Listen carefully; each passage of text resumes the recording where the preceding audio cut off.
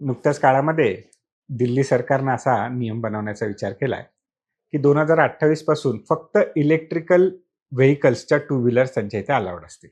मग आता याच्याकडे जर आपण सोशल अँगलनं बघितलं, तर इमिल दुर्खिम नावाचे एक विचारवंत आहेत, त्यांचा आपण इथे उपयोग करू शकतो. तर ते असं म्हणतील, की स्वच्छ हवा ही कलेक्टिव्ह रिसोर्स आहे आणि त्यामुळे लॉ म्हणजेच कायद्याचा उपयोग कलेक्टिव्ह कन्सायन्ससाठी वापरता येईल आणि इलेक्ट्रिकल व्हेइकल ही फक्त एक एन्व्हायरमेंटल प्रोटेक्शनची बाब न राहता ती आपल्याला सोशल रिस्पॉन्सिबिलिटी म्हणून बघावी लागेल. म्हणजे आता हे जे आपण सोशल अनालिसिस मांडलं, हे इमिल दुर्खिम यांच्या अभ्यासातून मांडलं. असेच अनेक विचारवंत आपल्याला समाजशास्त्र या विषयामध्ये दिलेले आहेत. अनेक विद्यार्थी UPSC मध्ये समाजशास्त्र हा वैकल्पिक विषय निवडताना दिसतात.